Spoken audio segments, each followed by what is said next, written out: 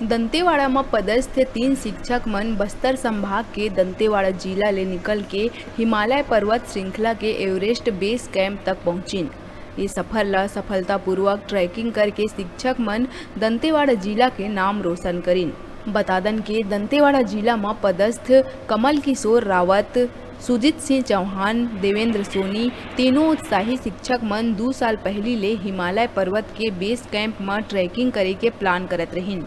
ये ट्रैकिंग के प्लान ला पूरा करे बर तीनों शिक्षक मित्र मन मई 2023 में एवरेस्ट के ट्रैकिंग बर निकले रहिन। शून्य से लगभग 16 डिग्री कम तापमान में ऑक्सीजन के कमी ले हुआ प्रभाव में लझेलत लगभग 12 दिन में ट्रैकिंग कर एवरेस्ट बेस कैंप नेपाल में तिरंगा लहराइन। जिला ले ऐसे कठिन साहसिक उपलब्धि हासिल करैया ये पहली टीम है।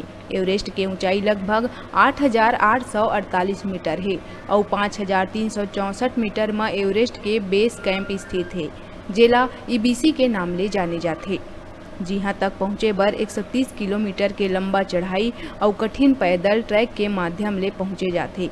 ये बेस कैंप ले पर्वतारोही मन आगू एवरेस्ट के चढ़ाई प्रारंभ करते और एवरेस्ट के टॉप हिल में पहुँचते।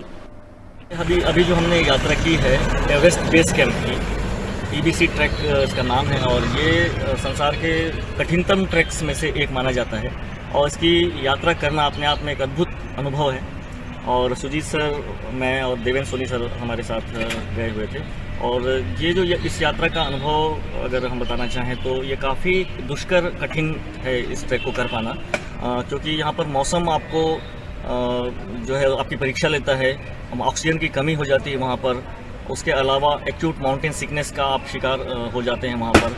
ऐसी बहुत सारी चुनौतियाँ हैं जो इस ट्रैक में सामने आती हैं और बावजूद इसके इस ट्रैक को करने के बाद जो खुशी महसूस होती है उस शिखर पर बेस कैंप तक पहुँचकर भारत का जो राष्ट्रीय ध्वज है वो फहराना अपने आप में गर्व का अनुभव देता है। ट्रैक को करने से पहले हम लोगों ने काफ़ी तैयारी भी की थी और काफ़ी यहाँ पर पैदल चलना और यहाँ के पहाड़ों में चढ़ना ये सब हमने किया था और काफ़ी कुछ इसका अनुभव हम आपको अगर बताएं तो कम शब्दों में बयां कर पाना मुश्किल है, क्योंकि वहाँ के जो मौसम की कंडीशन है, माइनस में टेम्परेचर रहता है और खड़ी चढ़ाइयाँ हैं और वहाँ का भाषा की भी समस्या आती है कई बार वहाँ लोकल के साथ कम्युनिकेशन करने में। और लेकिन वहाँ पहुँचने के बाद जो खुशी मिली उसका अलग ही अनुभव है और अपने देश का परचम लहराना वहाँ ऊंचाई पर जा करके एवरेस्ट बेस कैंप में बहुत ही सुकून देने वाला पल था वो।